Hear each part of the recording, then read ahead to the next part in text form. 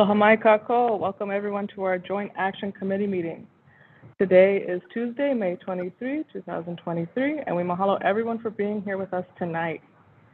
Supporting this meeting from our Long Range Division is myself, Mariam Palma, April Supernan, Kim Tanaka, Courtney Vincent, and Bethany Morrison. On the agenda tonight, we will cover some important topics while providing opportunities for folks to share and ask questions. The first part of this meeting will include updates from the Long Range Planner, Bethany Morrison, to learn about the general plan update and upcoming opportunities to participate, including upcoming work to address any amendments to our Hawaii County Code Chapter 16, our planning code. This will be followed by a question and answer session. For the second part, we are inviting Action Committee chairs to share about the community work that is happening within each of the CDP districts. This will also be followed by another question and answer session. Now, to make the most of this time we have together, let's go through a few participation guidelines. We have folks here in person, on Zoom, and watching on YouTube. This isn't an informational meeting. We'll be noting AC roll call based on attendance, and no decisions are being made here by the ACs. There are several ways to participate in this meeting. For those joining on YouTube, please share any questions or comments you may have in the chat. Given facilitation constraints, we'll not be able to track the YouTube chat during the meeting. However, our team will review it after the meeting. If you would like to sign up to receive emails about action committees in the future, please visit our website or email us at cdp@hawaiicounty.gov. If you do not have an opportunity to speak tonight, please honor time. If you do have an opportunity to speak tonight, please honor our time limits and allow space for others. We may not always agree, but we can listen with an open mind. Zoom attendees, please remain muted to minimize distractions. During testimony or question times, please use the raise hand feature to notify staff. If you're unsure how to use the raise hand feature, simply look at the toolbar at the bottom of your screen where you should see a reactions button. And if you click on that, you'll see a raise hand button. And as we will be using one speaker here, you may want to switch your Zoom view to gallery view. Please note that the Zoom chat is not viewable at the in-person site or on YouTube. However, in this meeting with so many participants, it's a useful aid to track questions as they're coming in. When commenting, please include the district or location you are from, so we can try to ensure that all districts are being represented equally. This is a collaborative space, so please share aloha and respect for everyone and maintain an open and positive attitude. And lastly, if you have any tech-related questions during the meeting, please send a private chat to us at Aupuni Center. I'm going to take a look at, see if there's any public testimony. So far, do we have any? Doesn't look like we have any.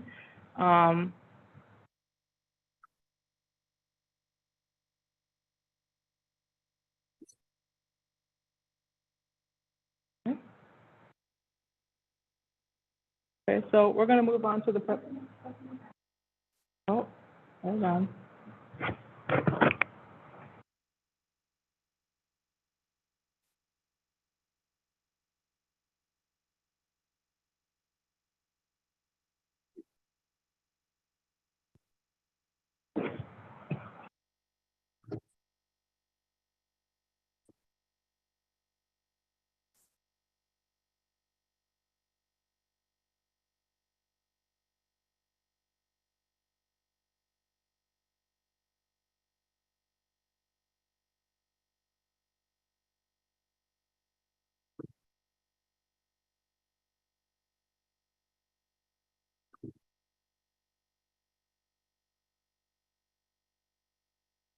Okay, we're going to start off in the order we've received requests to speak. If you could please state your name, who you may be representing, and the area you're from. We're going to start off with Stephanie Bass.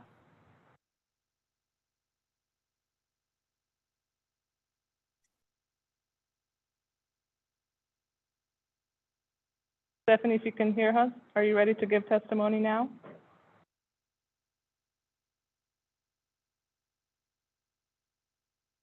Okay. We can move on to Indy. Hi, Indy, can you hear us? Yes, good evening, everyone. So thank you. I'm calling in regards or commenting in regards. Apologies on the video; it's not coming through for me on my phone right now. But my comment is mainly towards just addressing the applications for the CDP. There are people in the community who have applied several months ago and have not gotten any notification about being able to join the CDPs and action committees, despite the lack of quorum. Whenever there is, at least for the Hamakua one, there's consistently a lack of quorum. So just want to urge the planning department and the mayor. I think it's the mayor's office and the mayor that has to do that. So just a nudge there to get those through if there are people applying and they're voicing interest, to reciprocate that interest. Otherwise, community members will not engage anymore if their applications are not appreciated and their interest is not appreciated. Thank you. Okay, thank you for that, Indy. Do we have any other testifiers?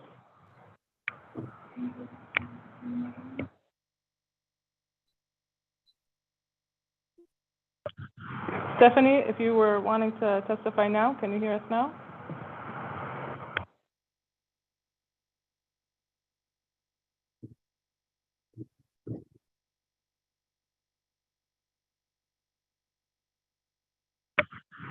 All righty, we're just going to move forward. We're going to move on to a presentation by Bethany Morrison about our general plan update. Bethany, if you want to go ahead. Excellent. Aloha, everyone. Let me go ahead and share my screen. One moment.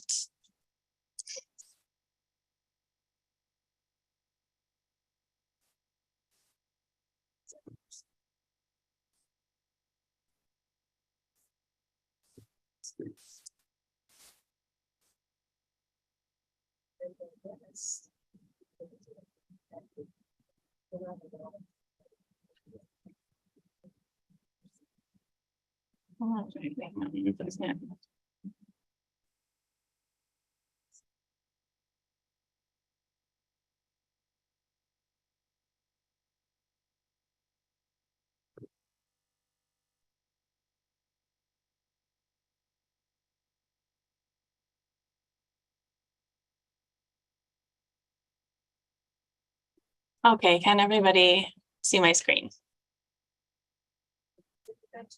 Good to go. Okay, there's a lot of information to go over tonight as we get ready to release our next draft of the general plan. And so I want to get folks familiar with what we've been working on since the last time we were out in the public. Give you a sense of what our general plan outline and formatting update is looking like. Introduce you to our rework of the planning system. Definitely answer some Q&A around those items, and then want to have a discussion around preparing for the public review and what to anticipate, and get some feedback from you folks so that we can make sure that we are in front of any questions that you have ahead of time, and that will help us be most prepared.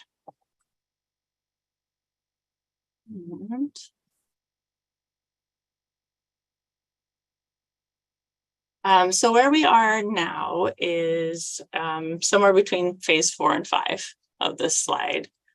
We've gone through the public review of the initial draft in 2019, and we've used that input to really prepare that recommended draft.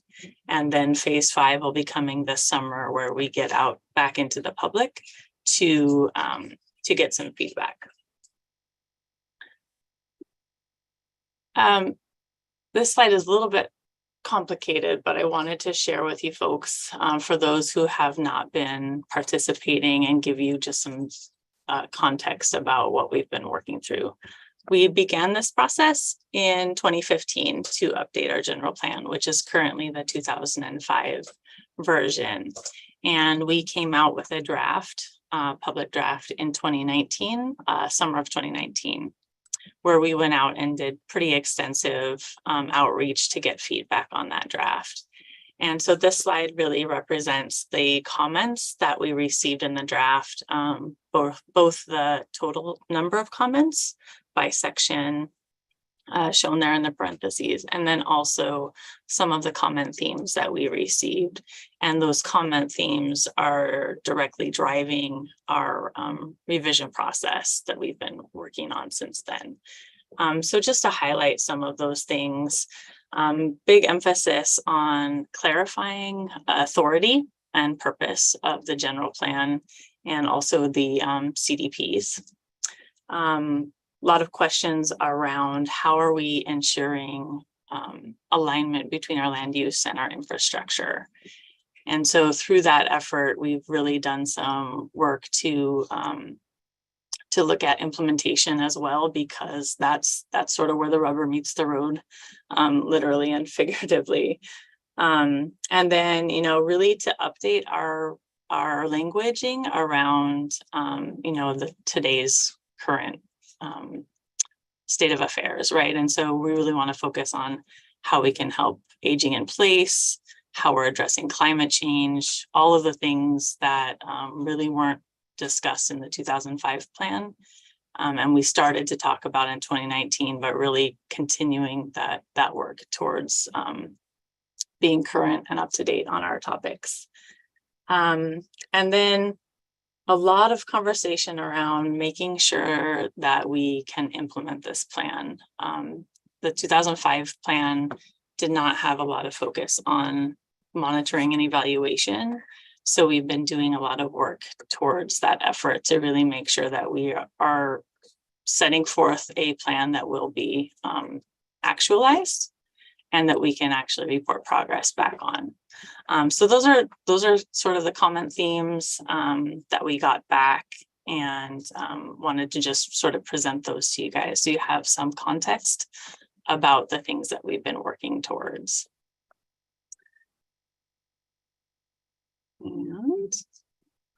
And since 2019, we've really been reviewing all of the input.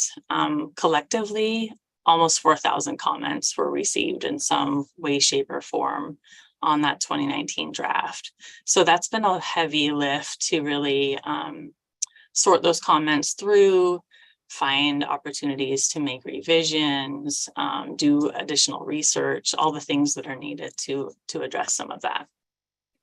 But one of the first things that we did was really develop our revision objectives. And again, it's based sort of on that last slide around the comment themes that we received, to have a clear authority and purpose in the general plan, to outline the planning program, including the CDPs in a better, more succinct way, orienting the plan for implementation, and again, that alignment of our land use and infrastructure components. So these have been the main revision objectives that we've been working through since that effort in 2019. In addition to that, and based on some of the comments, you know, we needed to go back and interview additional staff, whether that's internal to our department, external department, other departments, and then also subject matter experts. And then through that process, there has been that opportunity because we did have a change in administration. And so we've been able to really bring in this administration into the conversation and continue that work to interview them, understand their priorities, their challenges, and connect them to the work that we've already done since 2015. We did conduct additional research, as I mentioned. Obviously, there's lots of lessons to be learned from our Kilauea recovery process, from COVID, certainly, and then all of the initiatives that have come about sort of since then. The Aina Aloha Economic Futures, the conversation around regenerative tourism, just really leaning into all of those efforts that have happened since 2019 so that we make sure that this current update is fresh. And then finally, we did also have the chance to bring in the census data that was collected in 2020 and have our population forecasts updated from the work that we had originally done in 2016 for that. And then finally, we've been really exploring how this document lives and how it can be hosted online and be interactive versus sort of the binder approach that we have with the 2005 plan right now. I'm going to pause there because I've covered a lot of material and my throat is getting dry from speaking. So I'm going to offer if there are questions just on the things I've covered so far. And Mariam is going to help us facilitate those if you guys can use raise your hands to be called on.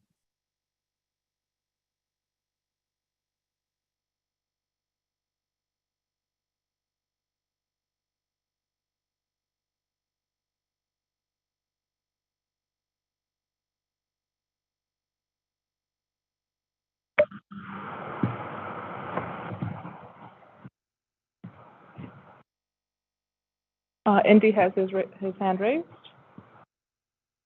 Go ahead, Indy.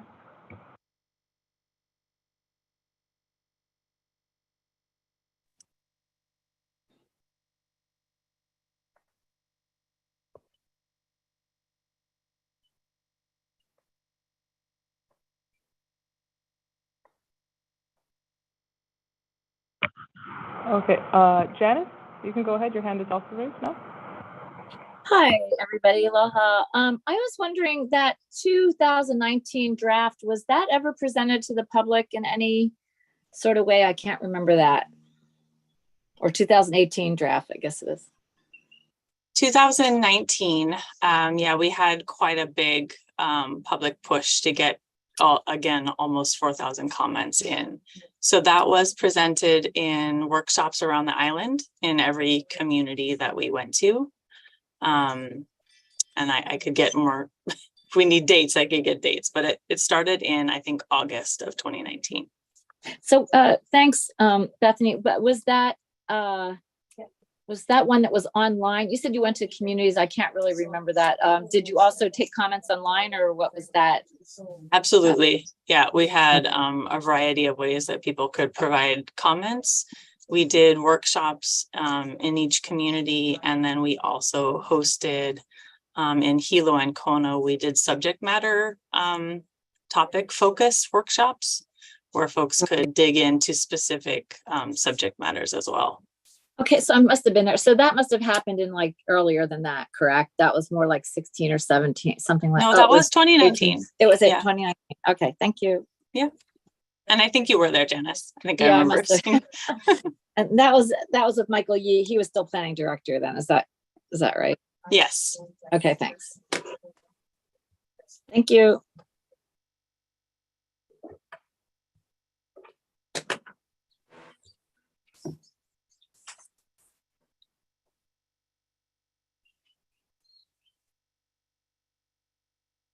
Hi, everyone. Hang on just a second. I think we lost a connection, so they're just reconnecting. So bear with us just a moment.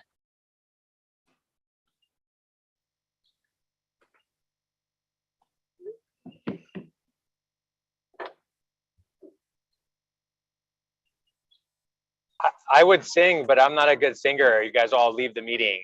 Who can sing over here, you know?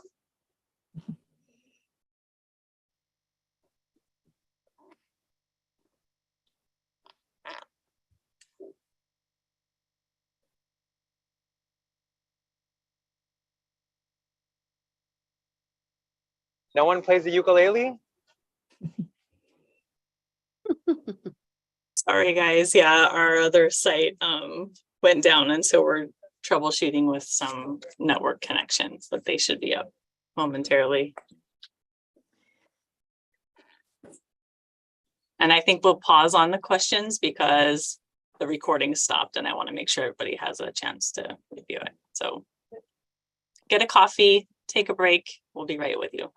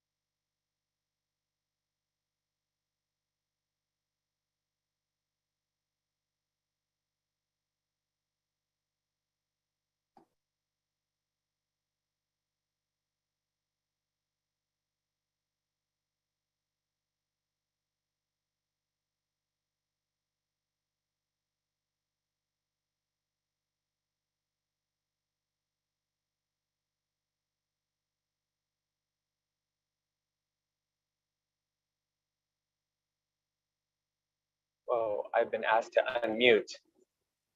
What does that mean? Putting me on the spot. Am I supposed to say something? Am I supposed to say a joke? Might have a joke, but I have to get some reciprocation. Hold on. I see Richard over there. Richard's hanging out by the ocean. Hey, Richard. How are you? Good, sir. Thank you. You look really cozy over there with the ocean behind you.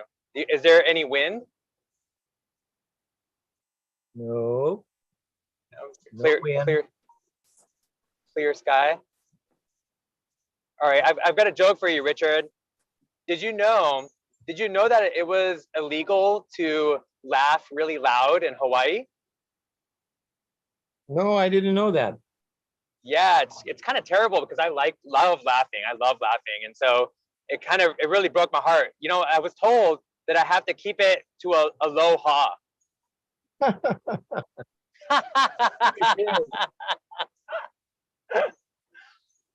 That's pretty good. I'll remember that when I talk to my next group of kindergarten. Yeah. Oh my God, they'll love that. All right, everybody, we have to keep your ha's very low. Keep them very, very low. Yeah, that's just like the one Hawaiian termite talked to the other Hawaiian termite. He said, "Hey, bro, come eat my house." I love that one. Oh no, those termites. Give them some eucalyptus.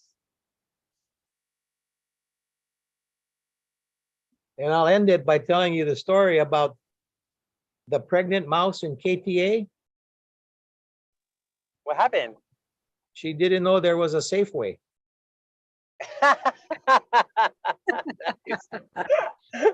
Nice. And that ends the comedy section.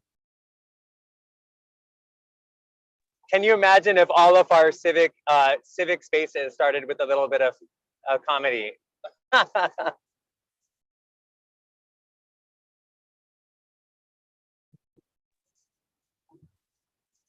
Not so much roasting, but more like just a kid humor. Leave the roasting for the other days.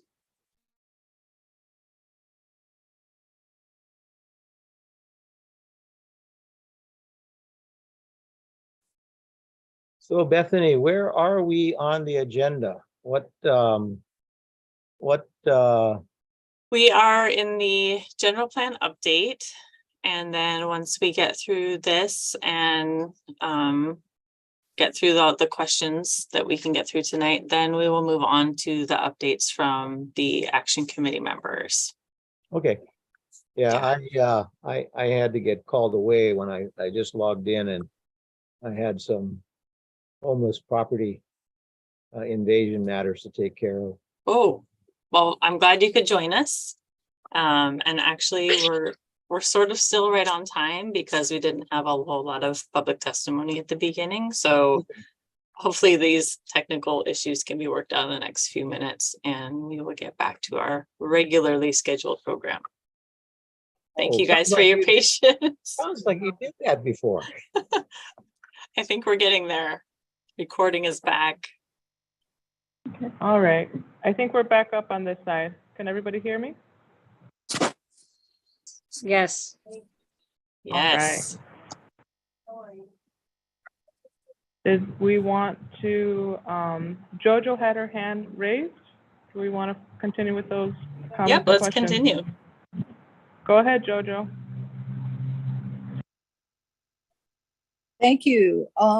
Yeah, I was reading through the updates and I put everything in the chat and I still don't see anything related to Kauai High from the meeting that we went to Waimea for the community meeting. I don't see any of that. What happened?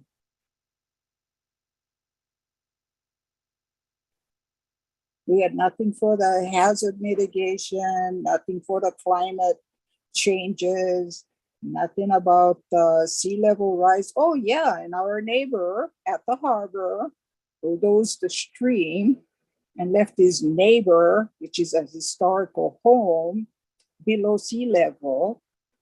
So now when it rains, that stream fills up in her backyard. And the next historical house next to that, same thing. So I'd like to see some kind of address to those issues, but we don't have my representative from Kauai High here. And I tried to contact the subcommittee and nothing's happening, or at least no notice. And that goes to notices about what's happening in the other community that impacts us. Like the road through Hawaiian homelands, nobody wants that. And we got other issues too that we want to see happening, like our water. Kauai High needs water.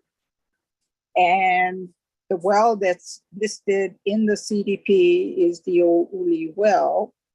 And I go by yesterday and there's a sign that says there's going to be a subdivision using that water. What about the water that is set off for us? So that means Kauai High got to go without water, or the planning department is looking into that so that they keep us according to the CDP, or we just go without water. What's happening? Thank you.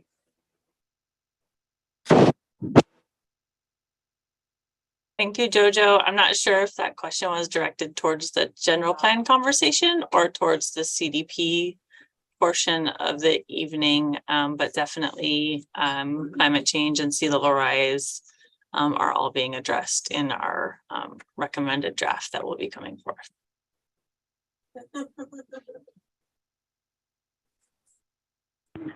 Okay, up next we have Ruth with your hand raised. Ruth, if you want to go ahead. Yeah, I just wanted to say, Jojo, this is Ruth Smith, the chair of the Action Committee for South Hall. We are going to be having a meeting upcoming. Just wanted to let you know that. And I am here. Kevin McLaughlin is not. Looked like we had someone else from Waikoloa. But for myself, I had a real bad reaction to the COVID vaccine, and I haven't been to a meeting because I've been really not well, but I'm here tonight, and we are going to have a meeting of our local CDP sometime next month. So we'll keep you in the loop on that. Okay. Fantastic, Ruth. Thank you very much. And I'm glad you and Tristy are online. Yeah, thank you. Yeah. I'm glad to be here. Thank you. Thank you. Yeah, but my question was for the presentation tonight, not so much the action committee. It was this presentation that we're talking about. Thank you.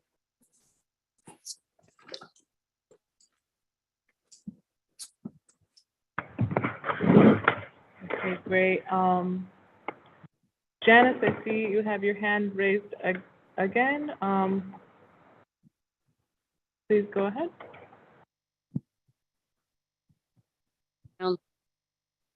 Oh, no, I just took it down. Sorry. And Tristy, I see on the chat, Tristy is also here from Kauai High. Yes, it is.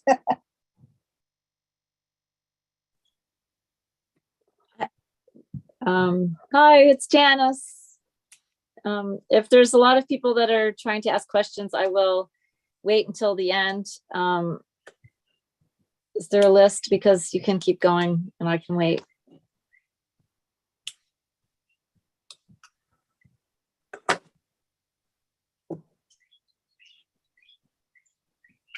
Hello.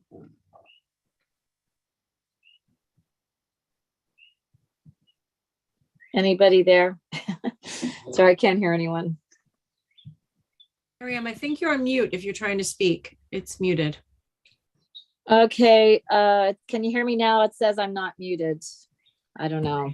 Can you hear me? Not you, Janice, Miriam. I could see Miriam speaking, but she was. Oh, gotcha.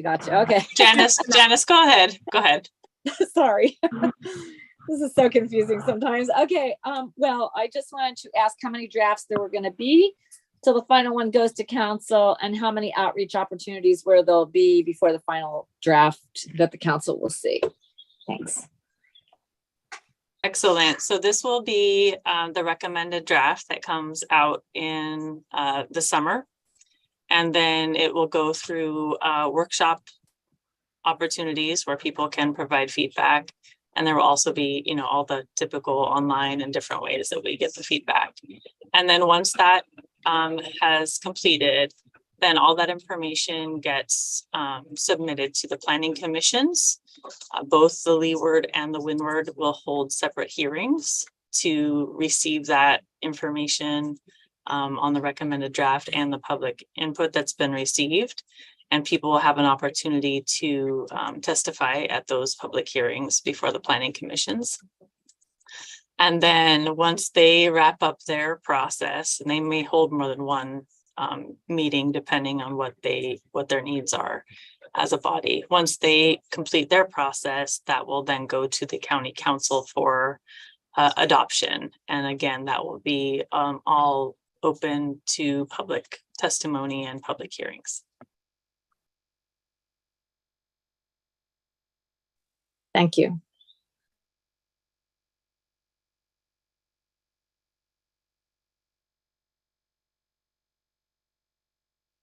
Okay, I'm going to keep us moving forward in the presentation. And then we'll have again more. Wait. I Oh. had a question related to what the comments you were sharing earlier. Really quickly, how are you guys deciding to run these workshops? Are you allowing the public to decide what kind of workshops they want to participate in? For example, we hosted a couple of informational CDP events outside of the purview of the county, and about 200 plus people came, teachers, healthcare workers, farmers, and nobody had heard about the CDP, let alone know how it affects their lives moving forward. So I'm curious how you guys are inviting the public to. Are you guys inviting the public to also be able to lead some of these workshops and co-facilitate it with the planning department? Because it seems the planning department is not reaching the most important people in our community. At least that's what we've noticed when we've hosted these outdoor engagements.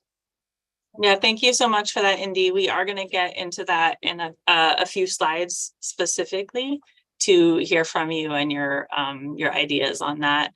We know that we are not the best to be, really the community is connected to each other and helping us get that word out. And so we do want to lean on that a little bit and then recognize too just our, everybody's capacity, right? And so yes, we're going to get to that. If you can sort of bear with me, we'll get to that. And then, if you have ideas or suggestions, we want to hear from you. Okay, so let me move us along and provide you a little bit more information to chew on. So one of the things that I mentioned already is we really wanted to orient this document towards implementation. I think that's one of the sort of struggles that we have. You've heard of plans that get done and then put on a shelf. And so really trying to make sure that that doesn't happen with this one and really taking a look at what it means to implement. And so the outline that you see on the right-hand side of the screen is really a hybrid of the existing 2005 plan and the 2019 draft. And why we did this outline this way and organized as such is really twofold. People are familiar with the 2005 GP, and we heard that a lot of, why are you changing it? We know where things are, we know where to go find things. So we wanted to provide a little bit of continuity there. But also, again, as I mentioned, 2005 didn't address some of our really big challenges, such as climate change, that really touch on every subject matter in our general plan. And so you'll see that that climate change section is sort of right at the top to really address that overarching component that we're working through. And then the different sections underneath that. And then finally, That implementation section, again, much more robust than what the current plan is, and also based on the feedback that we got in 2019, where we needed a lot more, to spend a lot more time sort of thinking through those elements. So this is our outline for the most part. There are a couple of things that may shift around, or terminology that's still changing around a little bit as we vet some of this information, but it gives you a sense of what the document will look like. And then on the left-hand side of the screen, and I apologize for the small print. You don't have to read every word of that, but I wanted to give everybody a sense of our formatting and really driving home how we're organizing. So really having that directional vision very clear, and then very, very specific about those things that are regulatory, which would be the future land use map, the policies and the standards, and then those things that are non-regulatory, which would be those implementing actions of programs, projects, and interagency coordination that's needed. So this will help us really be clear on, again, that purpose and authority component that we got a lot of feedback on in the 2019 draft effort. So I'm going to pause here again because it's a lot of information and a lot of words on the slide. I apologize for that. And just see if you guys have any questions about how we derived our outline, or some of the strategy types that are listed on the left-hand side.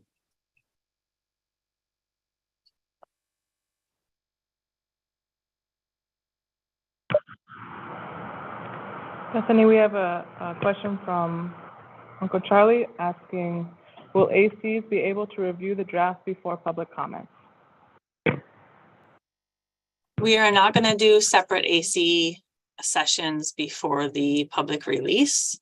However, we could do sessions with the ACs if that is particularly useful during that time period.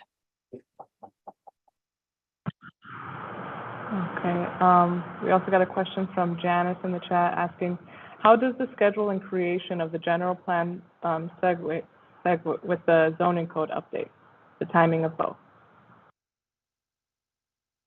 Great, and I think we spent some time on this during the last joint AC meeting as well. So, this general plan has been going on again since 2015. And one of the biggest implementation factors has been updates to our codes. The 2005 GP called for updates, and definitely each of the CDPs has called for updates. And so that was always a priority of the department to update our codes. And then there was some opportunity with funding to get that started. And so that process has been started. There's a consultant on board, and I think you guys had the opportunity to participate in some of those initial workshops that were held on the code. Since that time, we've really been working to prioritize this plan getting done first, and then feeding that code update process. So there's regular team meetings where we talk about, here's things, for example, on this slide in particular, the definitions of the strategies that we're using. And so we can share that with the code update team and make sure that there's alignment so that we're talking about the same language. And then as we get through the public review of the general plan, they will be listening and also hearing that feedback and comments so that they can tailor that code project to follow right behind the general plan so that we can have that big push towards implementation. But there's no question, no doubt, the general plan is the priority to go through that adoption process first.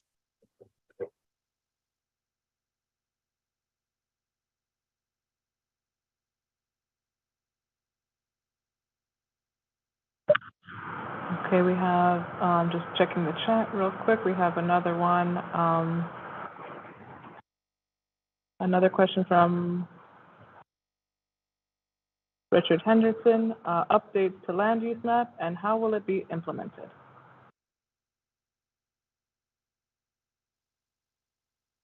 Yes, so definitely as part of this comprehensive review, we have been working through updates to the land use map. A lot of input has come from the community development plans that provided feedback on where they want their urban centers to be, where they have priority ag lands that want to be preserved, and perhaps conservation areas. And so all that information has been feeding that update process, as well as the feedback we got from the 2019 draft maps that were available at that time. Sorry, Richard, what was the second part of your question? And how will it be implemented? Yeah, so how are you gonna get the updated community development plans and what they want as far as urban core and ag and conservation into the land use map and then have that basically approved by the land use commission? I mean, it seems to me like there's a two-stage process, and I know it's going to be a lot easier if our general plan has already got the basic framework for what we see as a county to what we want implemented over here, than to present that to the land use commission and say, here it is, gentlemen, please review and, you know, decide accordingly. But is this going to have the power to sway the land use commission in order to make the actual changes to their LUPEG map? So that is the intent. There are some procedural issues around how those land use boundary amendments happen that need to be addressed. And I know that our director has been working on that for quite a bit of energy towards that, because our state land use boundaries are sort of the first phase in actualizing our development pattern. So then, you know, the zoning, county zoning could follow after those state land use boundaries be amended. And so, yeah, that's sort of a non-answer, because the process right now does not allow for the counties to petition the land use commission for a wholesale change to the land use boundaries. Okay, well, But that is the intent, is that our future land use map would guide those decisions so that we could thank you so implement. much for your Yeah. answer. Thank you.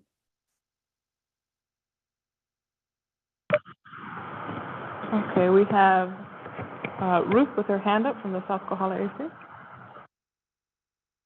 Go ahead, Ruth. Right. Okay. I just wanted to follow up on what Uncle Charlie was asking about. And I'm really asking, you said that we weren't going to have a draft. Will the action committees, or maybe I'm making a request, that the action committees, even the shortest amount of time before it's released to the public, if we're going to do our function of intaking information and then getting out to people, and people will think, oh, well, you might know about that because you're on an action committee.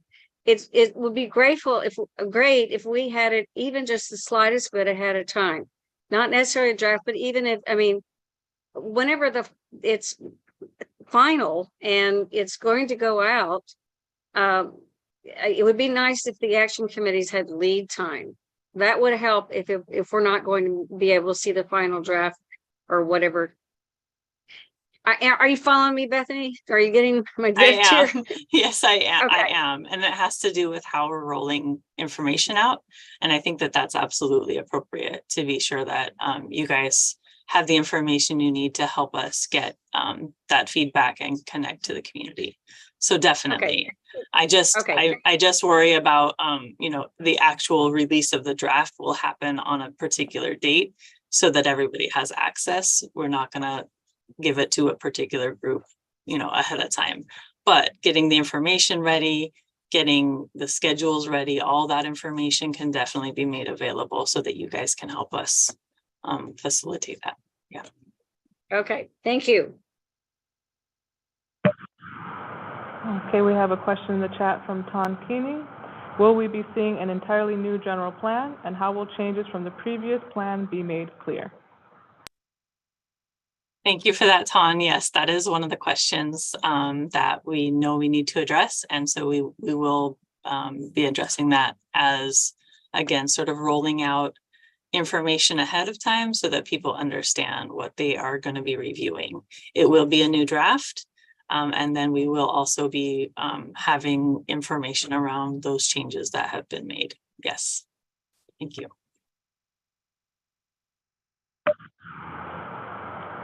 Got another question in the chat from Leigh DeMello. Since the plan is for Hawaii County, for the Mokopuni of Hawaii, and all of our different moku, where will these bullet sections address our native mana'o? Great question. Yes, so this is one of these components that is everything and everywhere. It's really hard when you're creating a plan where you have to place things in a particular section or chapter. So that's one of our intents to present this information on the internet versus having it be in a hard copy so that we can make links back and forth to the different things that are connected to each other. And then to your point, Leigh, you know, that information is used in every section, right? When we talk about adapting to climate change, we need to address that. When we talk about our land use pattern, we need to address that. So it's not explicitly called out in a section because that wouldn't be the appropriate way to handle it. It's rather sort of addressed throughout the document. Yeah.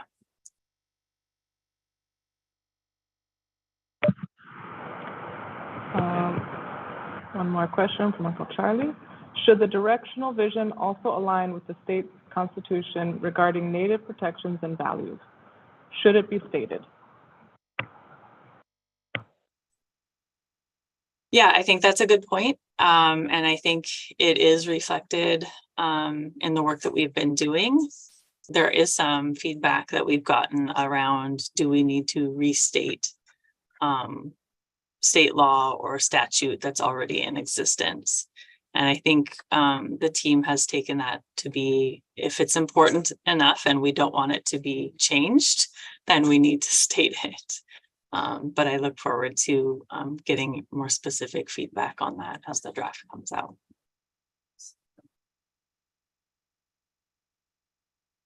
Okay, I'm going to move us on again. Bear with me and we'll continue working through these questions, but I want to get through this slide.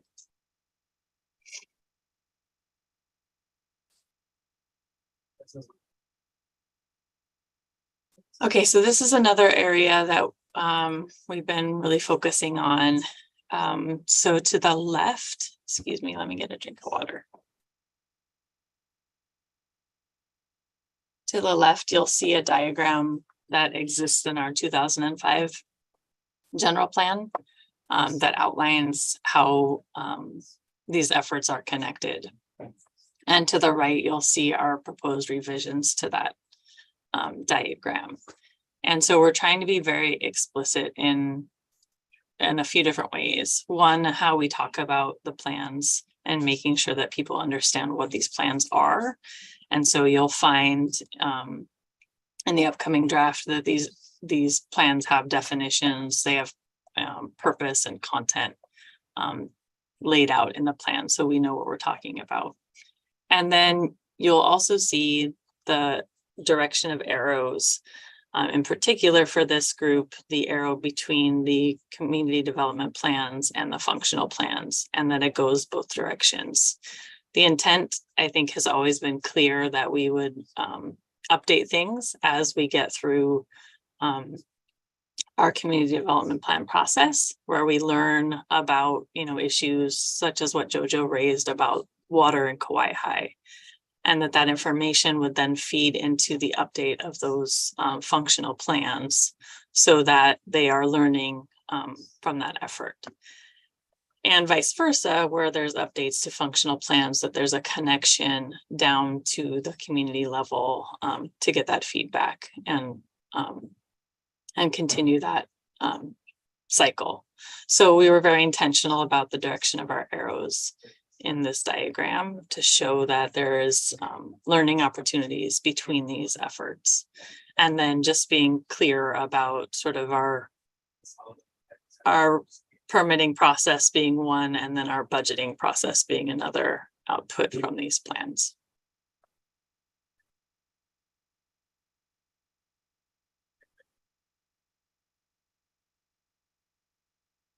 Questions about the diagram and our intent to show these different planning efforts relating to each other?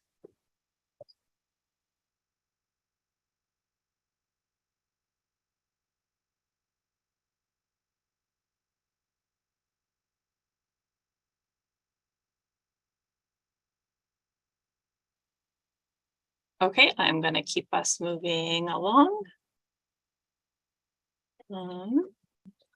Okay, now to the part where everybody wants to give us some good feedback.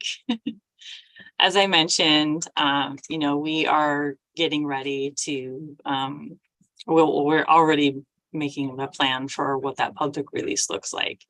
And we really want to get ahead of the messaging. You know, there's been a lot of, because there's been some time, frankly, since there's been any messaging. There's a lot of questions that people have, and you know, there's some confusion about where we are in the process and what has, you know, transpired since then. So these are just a compilation of the different questions that we've heard so far, but I wanted to open it to see, you know, what other questions do you guys have about this process, or what you expect to happen during public reviews that we can use to really get in front of those things. So I'll open that up, Mariam, if you want to facilitate some of that.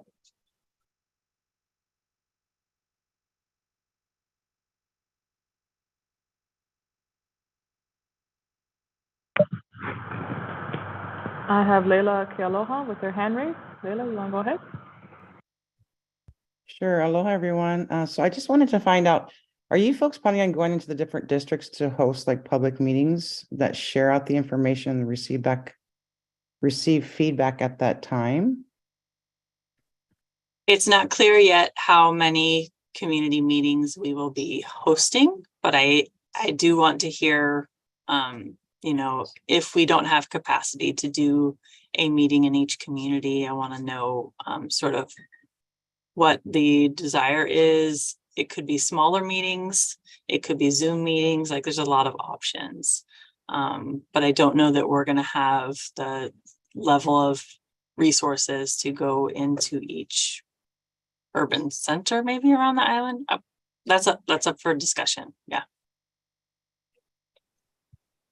Thank you. I just think it would be helpful for community members that aren't even familiar with the general plan or even the action, like the piece, like our action committee, you know, community development plan, and how that all aligns. So there's a lot of influx of people that have moved here. And so just getting, and so if are you folks going to create like just informational things that we can help share out about what this stuff is? And then possible Yeah, if time you've frame. followed the recovery process, which I'm sure you have been, they've been doing a pretty good job about communication, whether it's putting out videos or, you know, different mechanisms to communicate rather than, you know, relying on sort of the old standard of, okay, we're going to let you testify at a public meeting and then we're going to move on. So we're trying to be creative, but also mindful of our resources. So yeah, thank you for that suggestion about the alignment and the education piece. That's very helpful.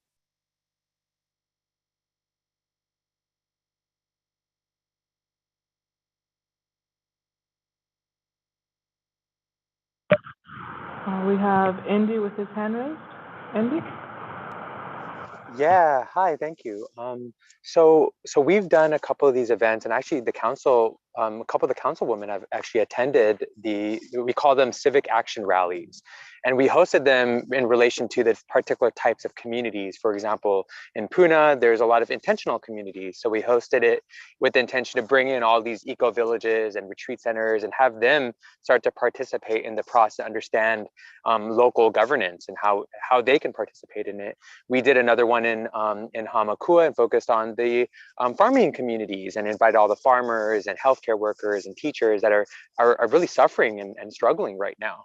And one of the things we noticed is, one, they just didn't have any civic literacy on not just CDP, just they don't even know how the system works, number one, at all.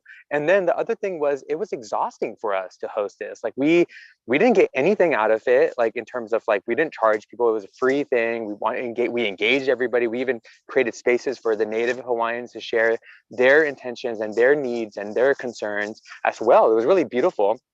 But what we notice is we can't just keep doing this. It can't be extractive as community organizers. Like there needs to be some reciprocation from the county as well, because you guys do use resources when you hire people, when you hire counsel, or you guys hire consultants, you hire people. So maybe it'd be wise to hire some like local artists, local teachers. I mean, I'm a teacher. Hiring local people to be able to generate these civic discussions around the CDP, rather than bringing in people from outside organizations to do something in the community, right? We should be hiring people within the community to invigorate the community and educate the community about civic engagement. So I wonder what your thoughts, or just planting that seed with you guys to actually thinking reciprocally, right? Thinking with the spirit of aloha, like let's not just extract the people in the community who care. Let's actually infuse them with, if not with money or financial resources, maybe relationships or connections that they can thrive. There's a lot of needs with housing. There's a lot of needs with food. There's a lot of needs with healthcare. I mean, there's so many needs right now. How do we fill those needs while we're getting people to engage with these CDPs? So they really engage really deeply too. Thank you, Indy, for that. That's very helpful. And also, I think that the typical government processes are not ones that people want to come and participate in. They don't encourage that. It doesn't feel always genuine and like it's a partnership. And so really, I think leaning into, we have these action committees, which is such a great sort of window into the community, and really want to continue to work with our action committees on what that looks like for your community. Because again, I think we don't want it to look sort of like we're just walking through the process, because that's really not the intent. Yeah, thank you for that, Indy. We have a question from Stephanie Bass in the chat asking, are we in a holding doldrum relating to the implementation until this process is solved? Example, connectivity in Puna.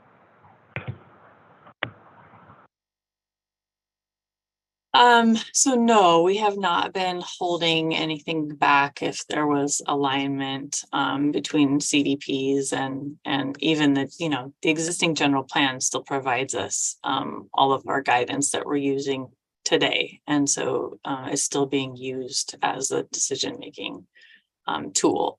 As far as connectivity in Puna, I know there was some recent discussions around that. And if there was some CIP funding for that. So I'd have to, I don't know that specifically, but we could follow up with our Department of Public Works, or else your council member might have the best available information on that. And then the other component is, another project I've been working on is our climate action plan, which again, funding helped us to move that forward before this general plan. And so that has been a really good effort in sort of, again, the alignments there. We know we need to address these issues. And so we've been able to do some implementation through that effort that, didn't have to wait for this draft to be finished.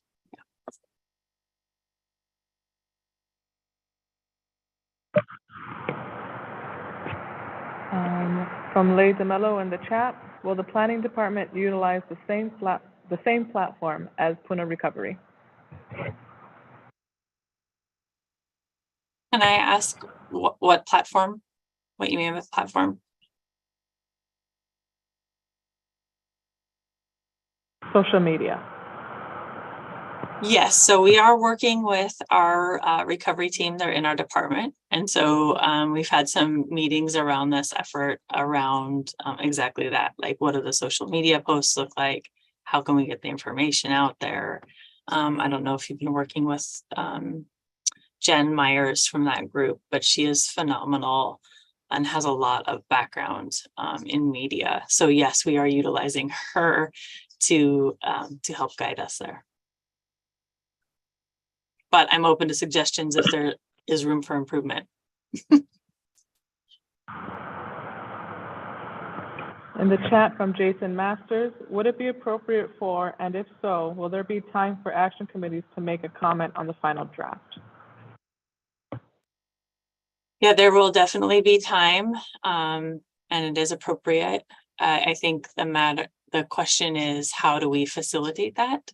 And it could be something like, I come and attend your action committee meetings, and you folks work through whatever, maybe a working group or something like that, on specific issues to provide us that feedback. But yes, that's definitely possible.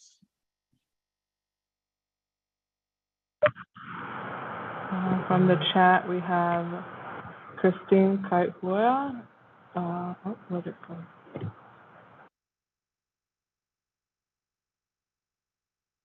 Oh.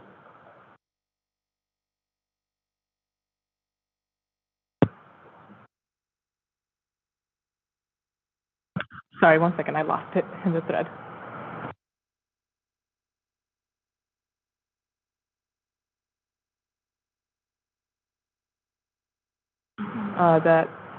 Loving the Zoom meeting.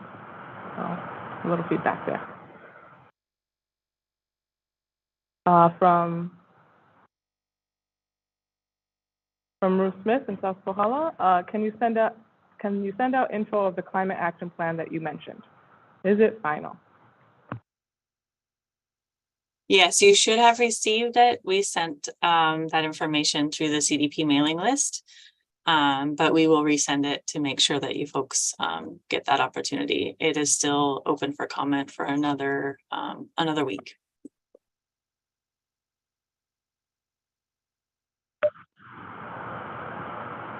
Okay, that's what we got right now. Oh, quick question from Ruth asking, what's the date? What's the date for the climate action plan? Yeah. Yeah, it's open until till June 1st, and then we'll be working on revisions to that effort and finalizing by the end of June, beginning of July. Oh, I'm sorry.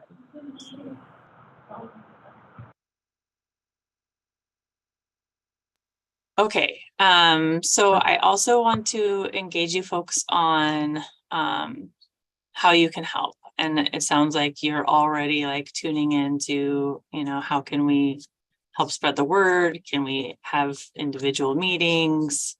All those things. And so I want to just open it again if you guys have questions about how you can help, or thoughts or suggestions about ways that we might get this information out appropriately.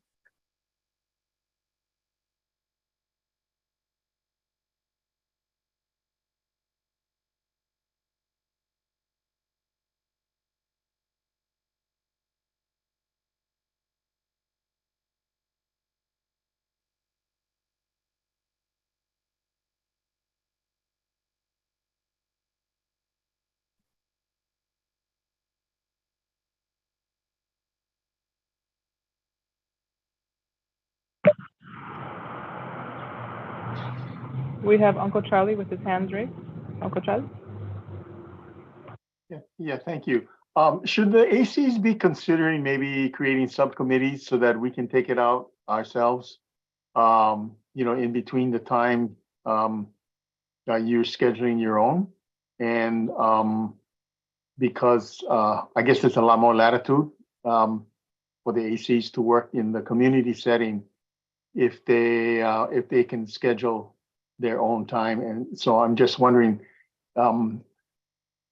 will the county be making that kind of like something available, in terms of what kind of presentation and maybe some guidance on that. I think that might be, at least for some of the communities, useful. Thanks.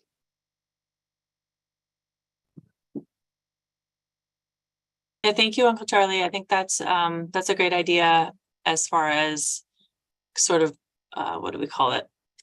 Meeting in a box is what I've heard that term before, is where we sort of prepare everything and then allow you folks to host your own meetings. And so that's something that we can think through. Great.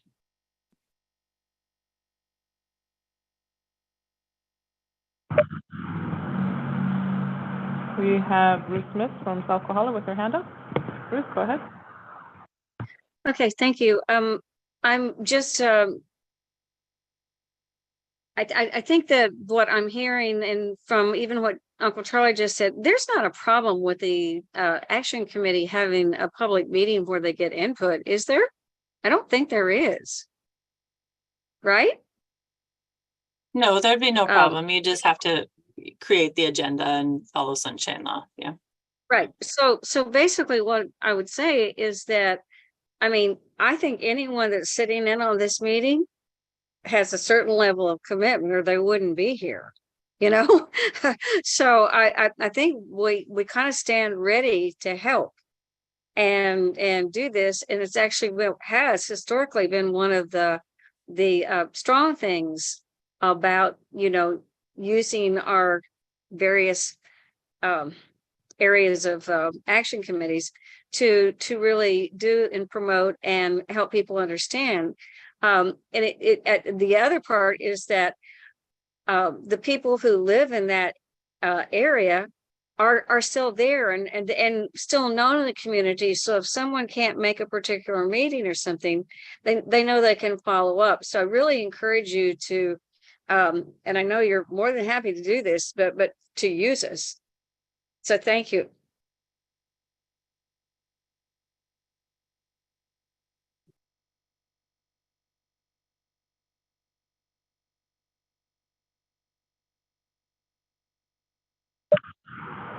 We have a comment in the chat from Jojo. Will the Kauai High community get a copy of that communication? Jojo, can you clarify which communication you're referring to?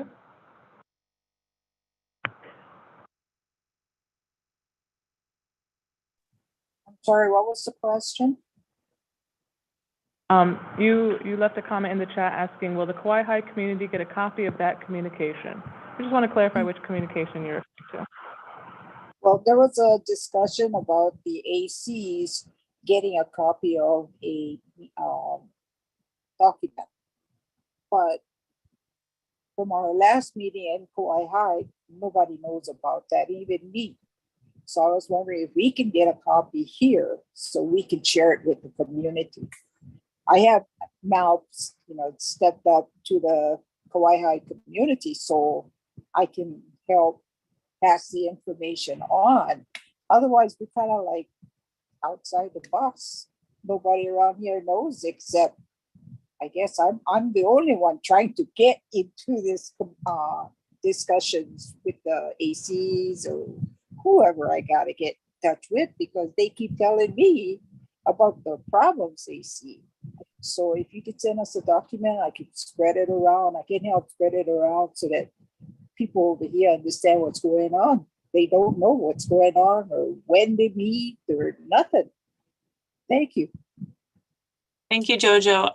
I'm assuming we're talking about the climate action plan, because that was sort of the thing that I had mentioned had gone out through the action committee mailing list.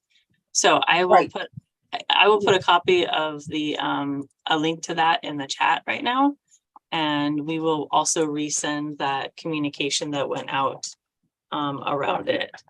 It's a little bit off topic for this, but I think I want you guys to make sure you have information you need.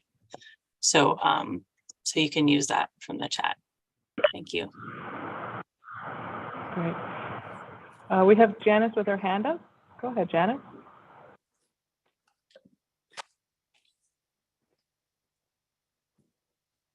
Oh, Janice, you're muted. Thank you. Sorry.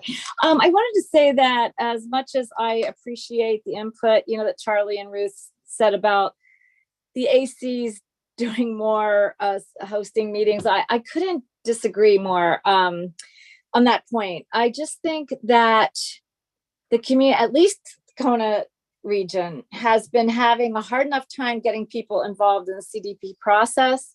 I don't think that we can be relied upon or asked to hold our meetings and be the outreach all the time we have an outreach committee. We're going to, try to get more active with that. But, I think that when it comes to the general plan and the importance of it, that I just think that the planning department, as much as I know that there are resource shortages, that's the same for the people in the public. And I mean, it's great for people who, have the time and the energy, but I think that, from the Kona side, we have seen a problem there. And as much as we are consistently working on it, I just think when it comes to the general plan and those kind of things, zoning code update, that just, I think that meetings in our regions hosted by the planning department are reasonable and, should happen. So thank you.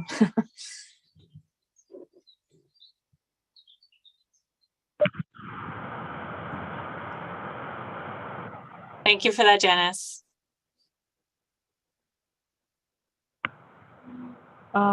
We have a question from Christine.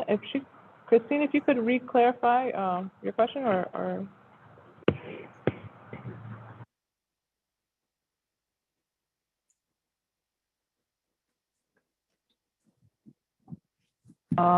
In the meantime, I see Lei, your hand is up if you want to go ahead. Aloha kako. I was just wondering, it appears that everybody in the different action committees are willing to take a look at the general plan and provide some kind of feedback. What is preventing the CDPs from getting a copy prior to the initial release to the public? And maybe why weren't we included, possibly, given that space and time to kind of review at least before the public? That's it. Yeah, thank you for that, Lei. I think it's there's at least a couple of points around what we're trying to accomplish and why it would be difficult to have different drafts released at different times. One of them is definitely staff capacity. I know you guys are tired of hearing this, but it is the truth that we only have so many staff that can facilitate discussions and answer questions around the general plan information. And so we're really trying to use those resources to the best of our ability, and having 2 different release dates of information would be very difficult to facilitate and streamline that. And then I think the second piece is there's not an opportunity for revisions between, let's say we did do an early release to the CDPs, we wouldn't have the opportunity to do revisions between that and a public draft. And so it wouldn't facilitate additional feedback that would be separate from the public feedback that we would be getting. It might be, again, that we could come to the ACs and we could have some separate conversations, certainly, but to have some of that information come out early in a public forum, separate from the actual public release date, would be very problematic for our staff to facilitate.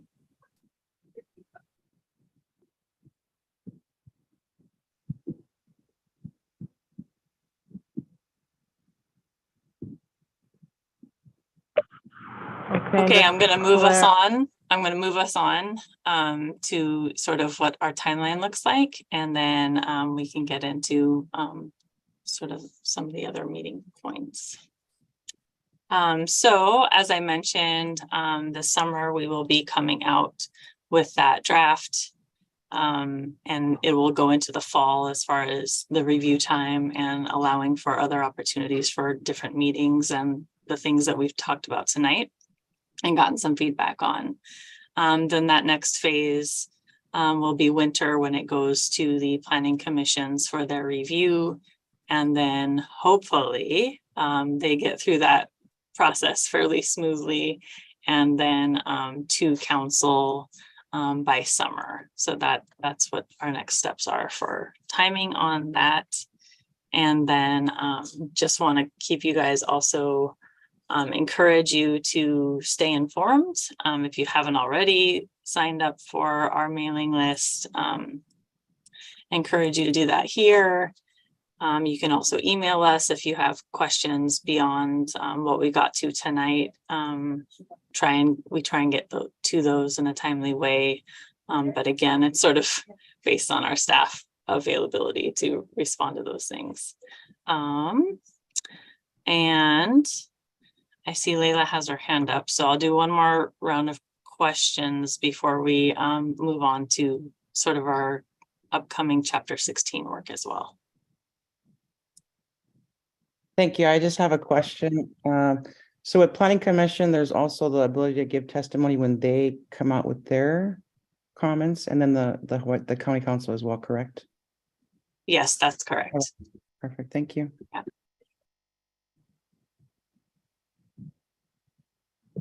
Okay, Mariam, do you want me to go to the slide to talk about Chapter 16, or did you want to share screen and whatever you want to do? No, if you don't mind just clicking over Sure. to the next slide. Sure. So that's it from me today, but I will stay on, of course, if there are more questions for me. And I'll turn this over to Mariam. All right, everyone. I wanted to talk a little bit about the Chapter 16 amendment coming up. So we've been hearing and collecting your comments over the past year, and we're now preparing to launch a process to update the language of Chapter 16 in our county code, which primarily speaks to the CDPs and their action committees. To do this, we'll be heavily relying on input gathered from future workshops to be held at action committee meetings across the districts. We plan to hold these meetings throughout the fall of this year and subsequently work to digest all the feedback that is received, both from action committee members as well as the general public. From then, we're aiming to have a proposed amendment drafted and made available for public review in the spring of next year, where feedback again will be gathered and incorporated into the proposed amendment before being sent to the Planning Commission for review. We'll take into consideration the recommendations noted by the Planning Commission. We'll work to have the proposed amendment available for County Council review and action by the fall of 2024.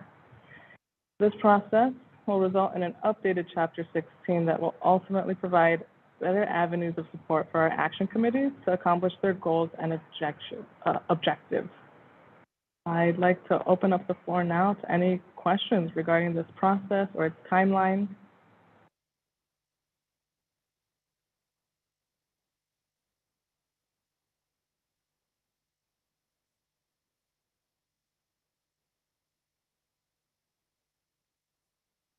Okay.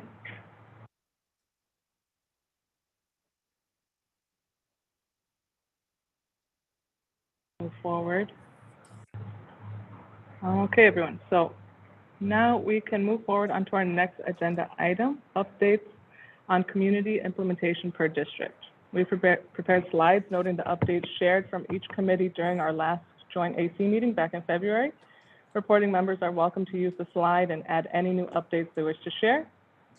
As a reminder, please state it around 3 minutes so we can maintain our agenda timeline and have time for questions at the end again. When we share our we want to know slide again, that's your clue to please summarize and wrap up for the next person.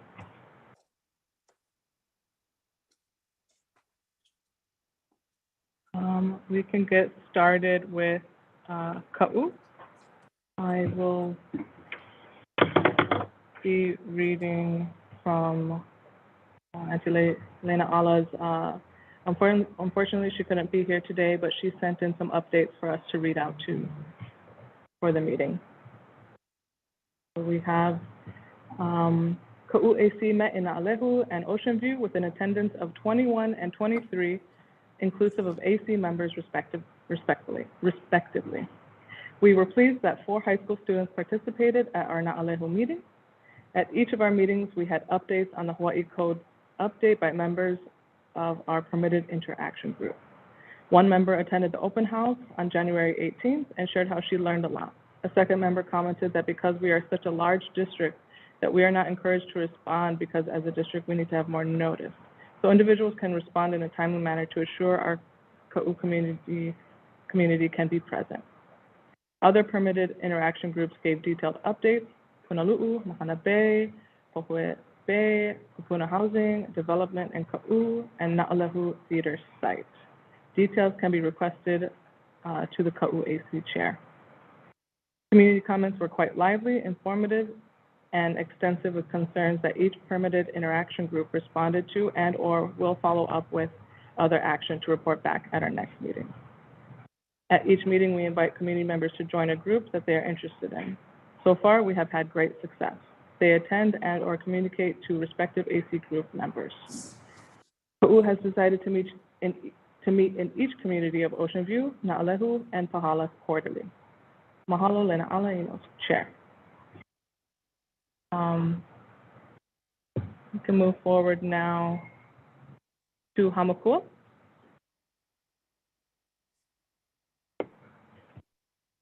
Ton, if you have an update. Yes, thank you. We're continuing to hold our meetings in the hybrid Zoom format. There has been, we found it to be somewhat challenging in the format of trying to arrange some of the technical issues, but nonetheless, we have been having monthly meetings.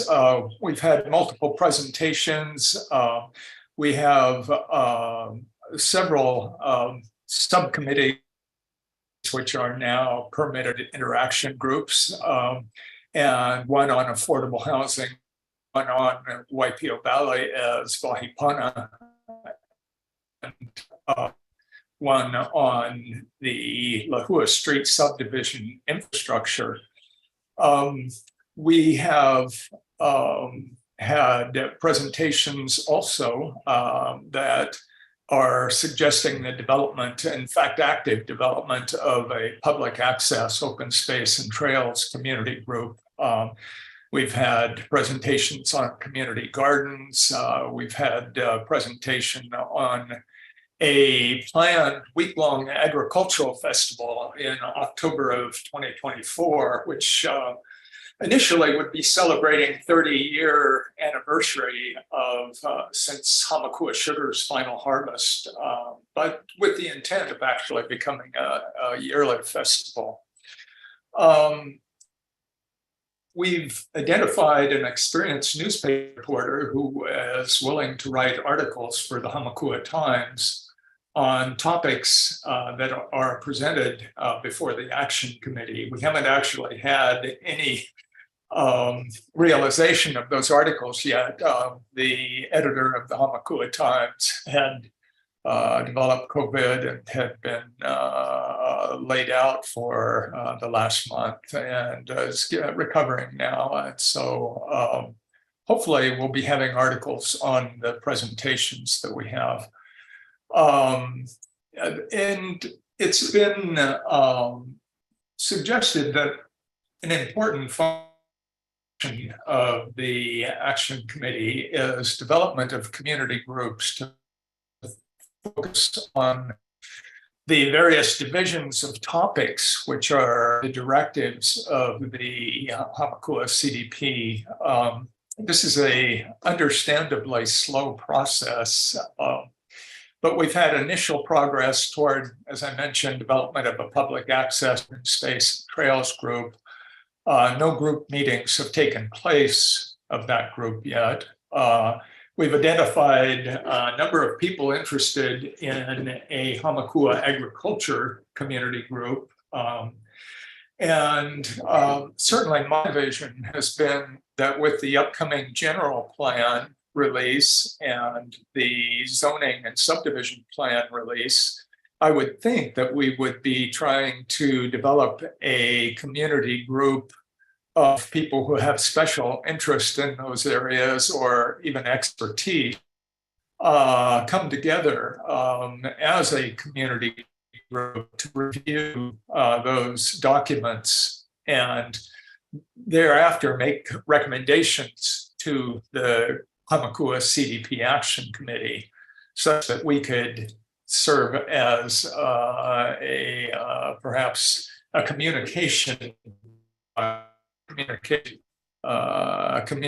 opportunity for that group.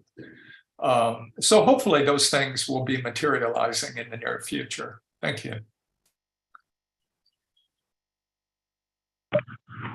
Thank you, Tom. To move forward with South Kohala. Do we have any action committee members here that'd like to speak on, give an update? I'll speak to that. This is Ruth. Hello. Thank you, Ruth. Yeah, okay. Didn't know if you could hear me. So we did have a meeting at the end of October, and we established these subcommittees you see listed here. That was the first meeting that Kevin and I had already planned. Actually, we'd planned with planning before that meeting, and then he ended up chairing because my health didn't permit. But so that's basically the second bullet on revisions of the South Kohala Community Development Plan is the one that is intentionally on hold until there's a little more clarity. We wanted to go ahead and form the subcommittee while we were meeting, but we're not moving ahead until we get more direction on where we're headed, So, but in terms of, the areas that really affect South Kohala in terms of tourism, and Waimea, and I know Scott from our action committee is or he was on this on here. I don't know if he'll be able to join in because he was driving, but there's as you know, there's a lot of history to Waimea, and then there's also a lot of developmental needs as a hub going in there. And then the final one is, it says on South Kohala roads and bridges, that's primarily launched by the needs of the Waikoloa community that absolutely affect all of South Kohala. So one of them is the intersection at the Waikoloa Road with Paneola Avenue. That is, as you, not everyone around the island may know, but we have a large shopping center developed called Waikoloa Plaza, which is partially open. The Ace Hardware is open. The Goodwill is open. Pueo's restaurant has moved over there. There's some other restaurant type things, but there's a lot of things coming along on that. So it's a pull, even a greater pull from even from the resorts, and also it's just that intersection is only going to get more busy. And what has happened, people are actually not real crazy about, which was that and I was in meetings with the South Kohala Traffic Committee about the lining that they did, but it really has not done too much to help on that. So that intersection, the community spoke pretty much in favor of, not pretty much, with a very rare exception, the community wanted to stop light there and wanted it now. The electricity's already there. But when the Public Works Department took a look at it, they decided they were going to go with a roundabout, which takes a very long time to construct. In the meanwhile, Waikoloa Village has doubled in size since I've lived here. So, and we still have the same road in and out. So the other one is, and it was the number one priority of the CDP back in 2008 that Mayor Kim signed into an ordinance, was a second access road to Waikoloa, which would come out not at Puako, but in the area between where the fire station and Puako is, down across property. And there has been memorandum of agreement that was made between Waikoloa Heights, which is developing this piece like 2,500 more homes. And to put that in perspective, we have 3,300 homes in Waikoloa right now. So it's a huge increase.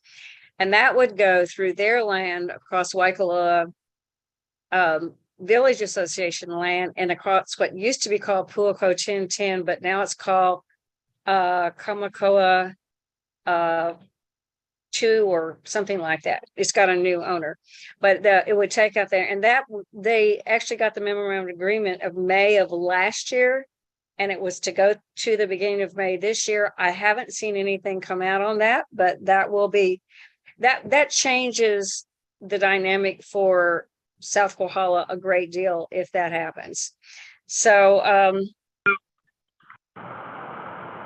and Thank you, Ruth. yeah, you're welcome. Oh, Appreciate wait, it. one Thank more you. thing. We need members to do numbers too, and we're going to want to know that that's going to be processed. And then all right, that's it. We're going to be needing new members, and so we'll be like Indy. We were going to want them to be sent through the system. Thank you. Great. Thank you. We can move on to the Kona Action Committee. If, Uncle Charlie, if you don't mind saying a few updates. Yeah, sure. Thank you. I'm pleased to report that one of our subcommittees, which is the Kona Open Space Network subcommittee, is close to achieving its goal. April informed us that she had 2 out of 5 signatures completed. So I'm going to put you on a spot, April. You should have 5 out of 5 by now. It was you've been given a week, but once the 5th is there, then the actual consulting work that needs to be done to describe what the open space network is going to look like will begin. And I think that's a huge achievement for us, the subcommittee. And I really want to thank them for the diligence. I was not on it, but I think it took them over probably 5 years to introduce it, to get the funding, to work through the types of consultants that needed to get hired. And so it's on its way. And we're looking forward to that because it's going to really help define how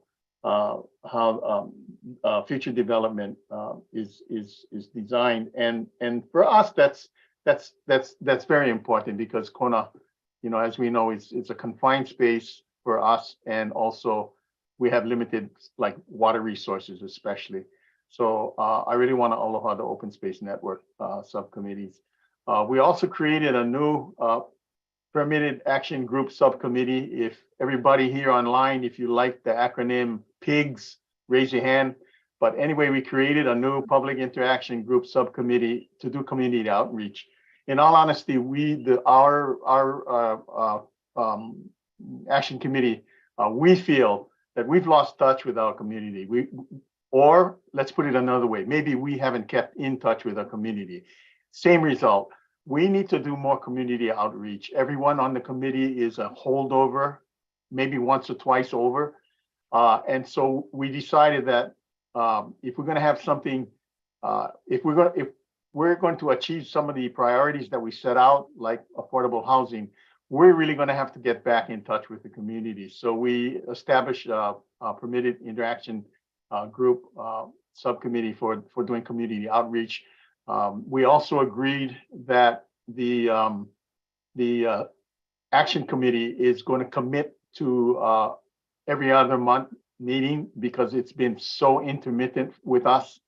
So we're kind of, I guess, rebooting. Maybe that would be the best way to describe it. So the community outreach will begin in earnest. There's only 2 people. Actually, there's only 1 person on it right now, and we're going to be looking for members from the community. So, and the goals, absolutely encourage community participation, recruit, and those goals should be there all year round. I don't think you ever really actually meet it, because community participation now, at least in the Kona area, is really, really required, I think, if we're going to move forward. So we're looking forward to that. And, I'm very hopeful. Thank you. Mahalo for sharing.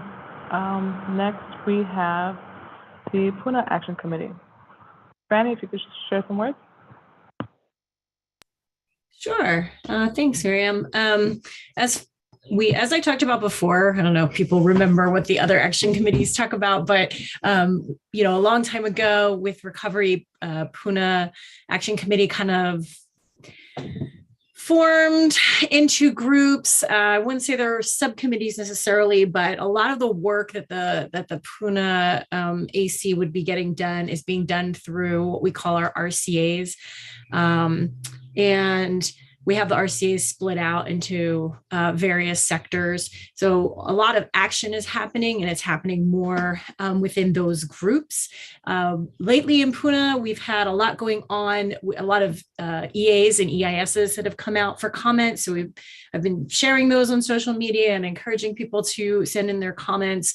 We just passed the 5-year anniversary of the 2018 eruption. So that was kind of a big deal for all of us, because it was it's been a pretty intense 5 years.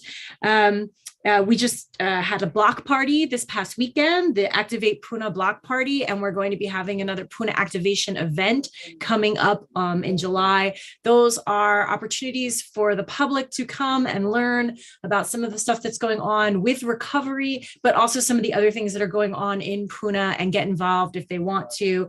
We usually have something called a resource row, where there's all kinds of educational organizations or folks who are doing different kinds of work, who people can come and meet and talk one-on-one in a casual environment, so they can learn more about what's going on in Puna and how to get involved. We do have, the Pahoa Village Master Plan group is starting up, the working group on that, and the Built Environment RCA is going to be very involved in facilitating meetings with the important stakeholders. Puna has been growing. I'm sure other ACs, other districts on the island have a similar kind of situation, where the last couple of years we've just grown exponentially. So there's a lot of things going on in various parts of our district. But the big one probably is the boat ramp. Today was the last day to put in comments on the EA for the boat ramp. And if you haven't taken a look at that and you have any interest in what's going on this side of the island, it's been probably one of the biggest items that has been, on the top of everybody's agenda for the last couple of years, because we have been completely without a boat ramp for our fisher folks now for 5 full years. And that's just a huge amount of time for a place where that was an important economic part of life here. So hopefully once that EA is through, that'll be a step towards some kind of mitigation for that issue. But yeah, that's the news from Puna. Thank you so much, Franny. If we could move on to North Kohala. Tony, if you're on, you might wouldn't mind sharing some words.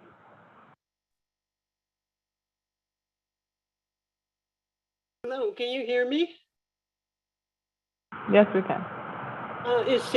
Sadie Young is also here, and I think Sadie may have some report to make, but I've prepared something, so I'll just go ahead and let you know what's going on in North Kohala. We have an agreement with the planning department that is slightly different from the action committee. We call it a North Kohala Advisory Group. We've been meeting for 9 months now, and we've had a quorum in all but one of our meetings. It's a very good group representative of the entire community. This group is supported by 7 subcommittees. The subcommittees are affordable housing, access, growth management, parks, roads, and view planes, utilities, agriculture, and health and wellness. All of these groups meet monthly. They're all scheduled. We follow pretty much the same protocols as the other action committees in that we have agendas that are published in our newspaper. We keep minutes and publish them. Stories are about our meetings are reported in the paper and also on our radio station. The issues that we have right now are, let me see, the parks one is working on getting our swimming pool back in order. The Access Group is working with Na'alahele on coming up with a plan for improving the situation at Kohala at Pololu Valley Lookout.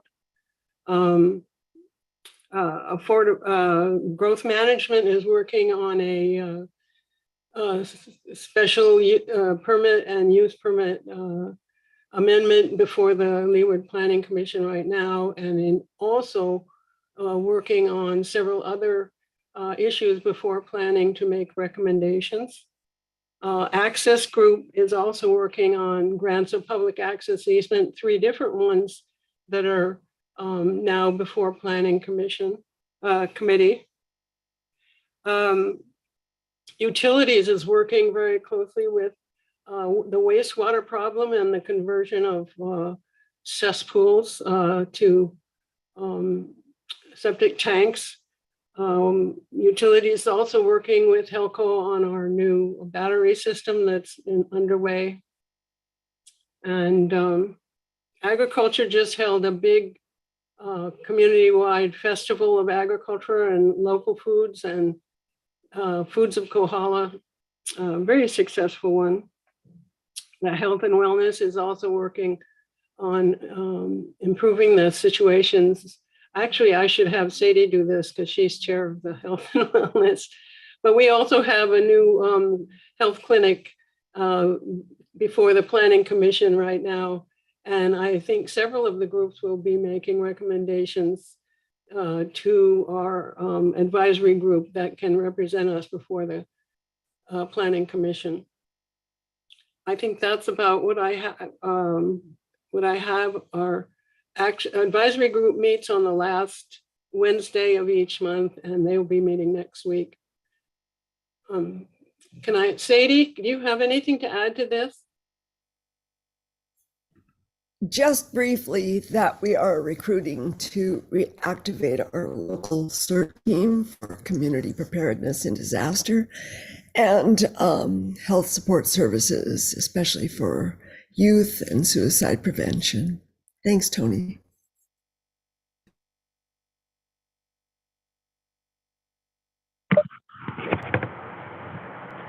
Mahalo nui for sharing your updates, everyone. Once again, we're going to switch to a brief question and answer portion here because we're running kind of tight on time.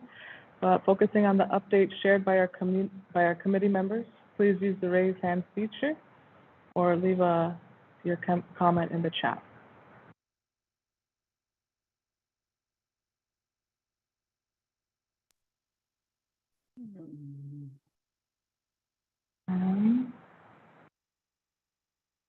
We have a comment in the chat from Christine Kaihuaea.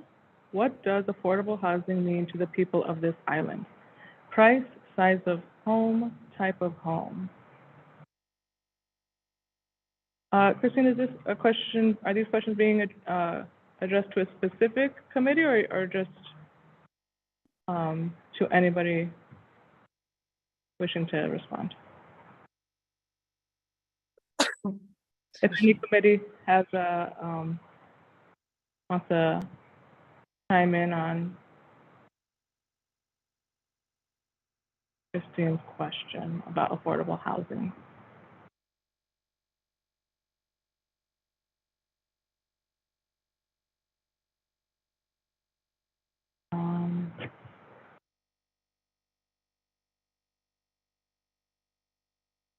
Okay.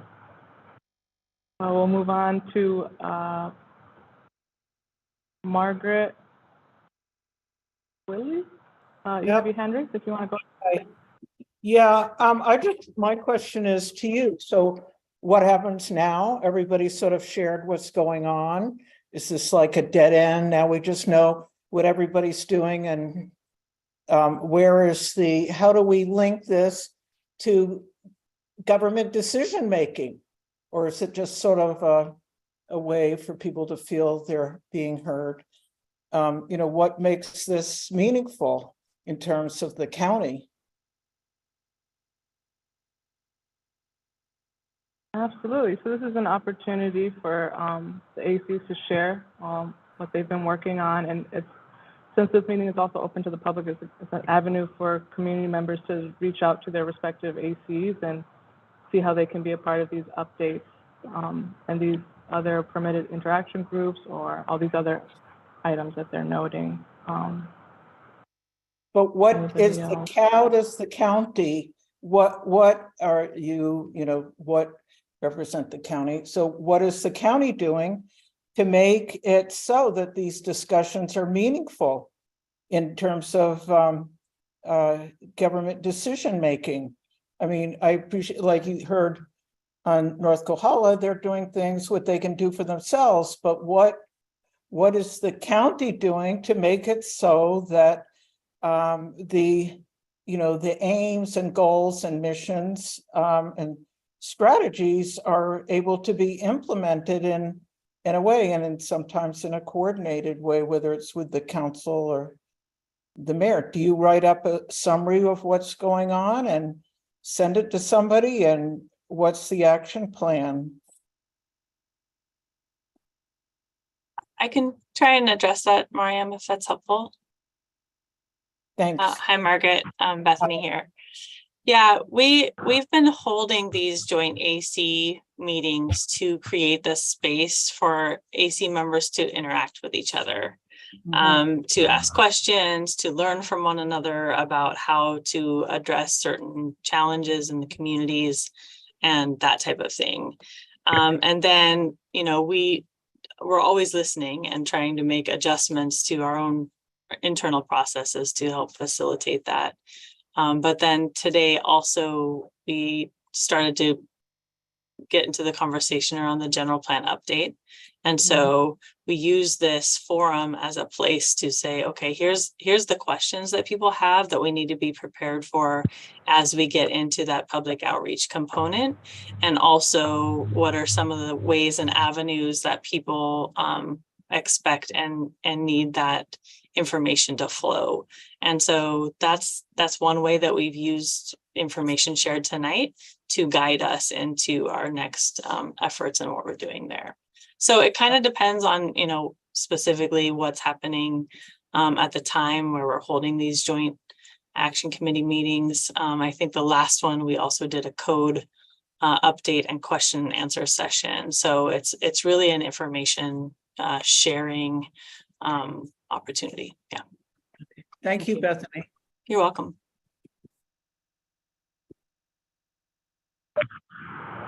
Okay, looking at the chat, we have Tom Keeney asking, are most ACs meeting via Zoom hybrid?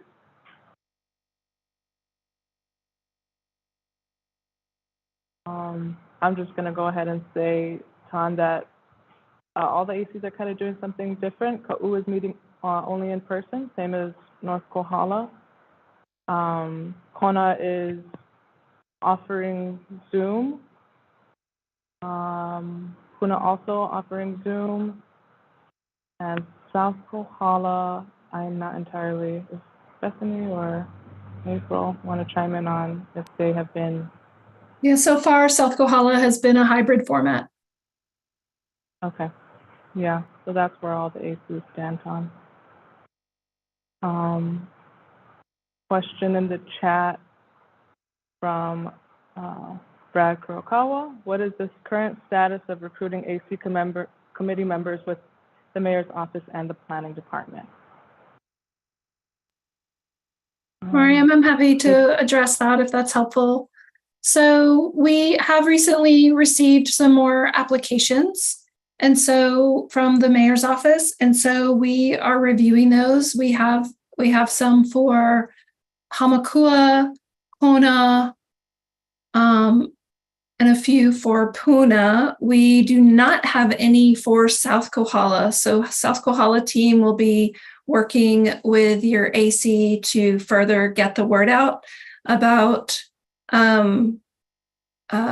Action Committee. Actually, we do have a few, excuse me. It's not that we don't have any, we only have a few, but we have a lot of positions to replace.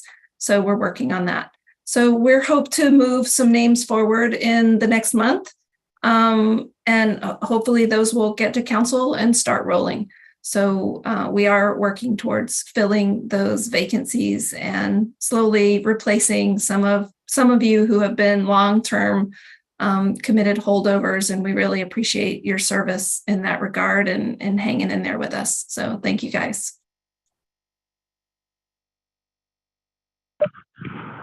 Thank you, April. Looking at the raised hands, we have Nikki Hubbard from Hamakua AC. Nikki, go ahead. Hi, I'm gonna go back to Christine's question regarding affordable housing, if I can. For Hamakua Action Committee, our action plan includes one item regarding affordable housing that our committee work with self-help organizations in the district to further housing options. So what we've done so far is just kind of explore what is out there. As far as what organizations offer self-help, we've brought in presentations so that we as a group could learn and share with our community. I work as a loan officer and I feel passionate about that affordable housing conversation. So I've joined a few other committees outside of the AC, but I've also gone over to North Kohala to see what they're doing in their affordable housing committee. So I like these joint meetings because we get to meet people and see what they're doing and maybe not reinvent the wheel if they're doing something successful. But I know your last question was like, is it a big house, a tiny house? How much is it monthly? You know, it will be a variety of solutions. But what we're realizing in our remote rural communities like Hamakua and North Kohala is that our workforce doesn't have a place to stay. There are not a lot of units available for them. So solving that, and we've through our efforts run into and meet developers with new ideas and organizations trying to think of more ideas, and having places to have those conversations is great. So the AC's subcommittees help us to have those conversations and plug into those conversations. And so, yeah, it has a different definition for many, but just know that we need more housing. And that's what we're working on, seeing what's coming and if we can support it. And that's all I had. Thanks. Mahalo nui, Nikki. If anybody has any other, not seeing any other hands or any other items in the chat.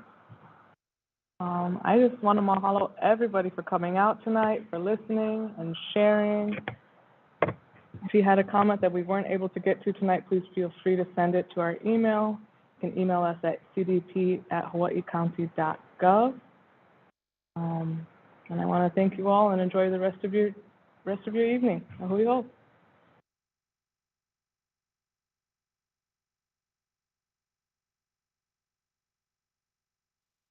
Aloha.